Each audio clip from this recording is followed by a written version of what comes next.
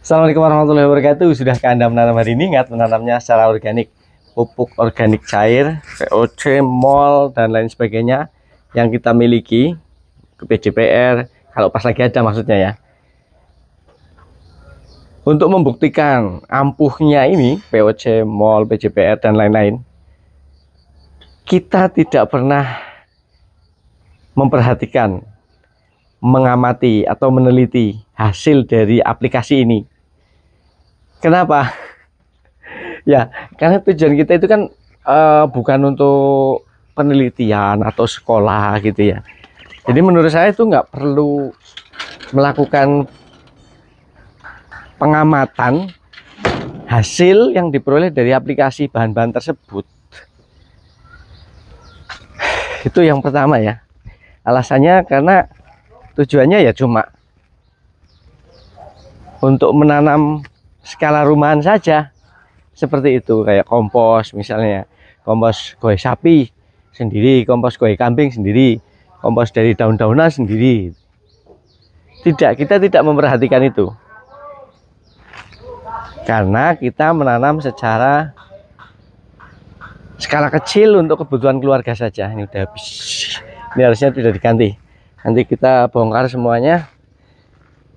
Pohon timunnya sudah habis masanya karena kering.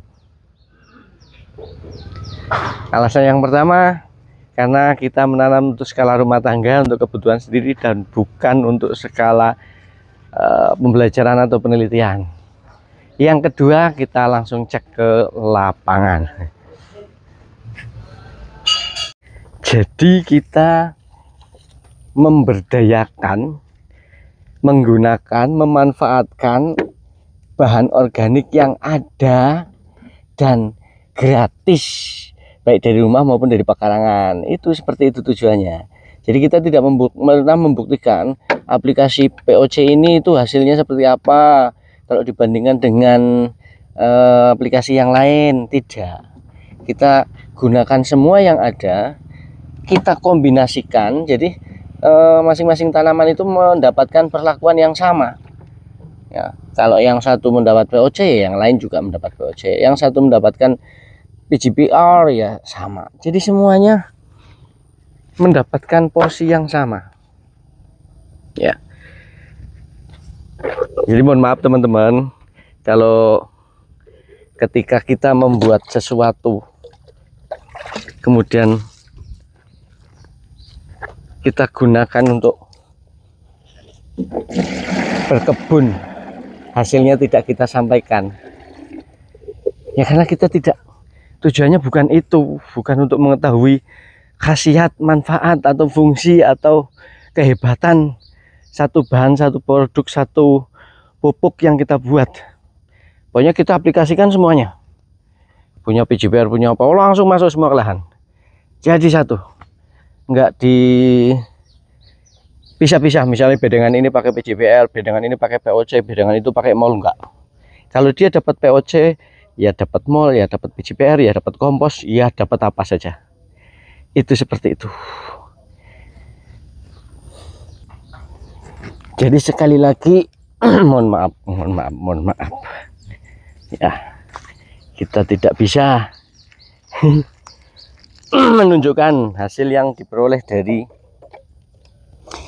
aplikasi bahan organik yang kita pakai. Salah satunya adalah pupuk organik cair atau MOL. Tidak bisa. Bagus atau tidak, itu kita tidak bisa membuktikannya. Yang jelas semua tanaman yang kita tanam itu mendapatkan porsi yang sama, apa saja yang kita buat. Pupuk baik padat maupun cair, semua tanaman mendapatkan porsi yang sama, mendapatkan perlakuan yang sama.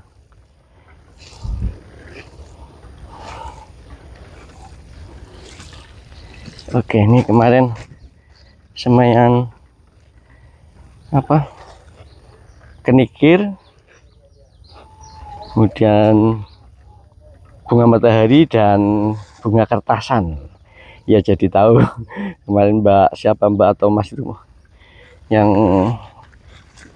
menyebutkan namanya bahwa Yang kita semai ini bunga kertasan.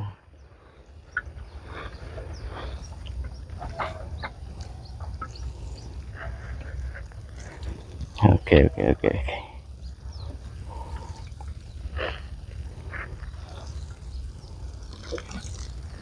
Kemudian alasan yang ketiga, mengapa kita tidak membuktikan atau tidak bisa membuktikan apa yang teman-teman minta tentang hasil dari aplikasi salah satu pupuk yang kita buat. Alasan yang ketiga adalah bahwa pupuk baik cair maupun padat yang kita buat secara organik itu kita tidak tahu kandungannya apa N, apa P, apa K, apa NPK atau unsur mikro, kita tidak tahu. Untuk mencukupi kebutuhan tanaman akan nutrisi, sehingga kita tidak tahu juga mereka butuh apa mereka nggak tahu, kita juga nggak bisa memberikannya. Untuk mencukupi semua yang dibutuhkan oleh tanaman, makanya semua sumber daya, semua pupuk baik padat maupun cair yang kita miliki itu kita masukkan semuanya. Baik yang ada katanya banyak N-nya, banyak P-nya, banyak K-nya atau majemuk, NPK, kita masukkan semua. Supaya nanti tanaman bisa mengambil sendiri sesuai dengan kebutuhannya, gitu saja. Jadi ya, kembali lagi yang pertama adalah kita bukan di bidang pendidikan atau penelitian atau sekolah atau kuliah. Kemudian kita tidak memperhatikan hasilnya. Ya, alasannya kita tidak bisa membuktikan itu karena yang pertama ini adalah kita berkebun secara rumah tangga. Jadi bukan orang anak sekolah atau anak kuliah atau dalam pendidikan atau dalam penelitian, itu bukan. Yang kedua, kita aplikasinya semua yang kita miliki kita aplikasikan ke semua tanaman. Jadi tidak ada yang dipilih-pilih salah satunya.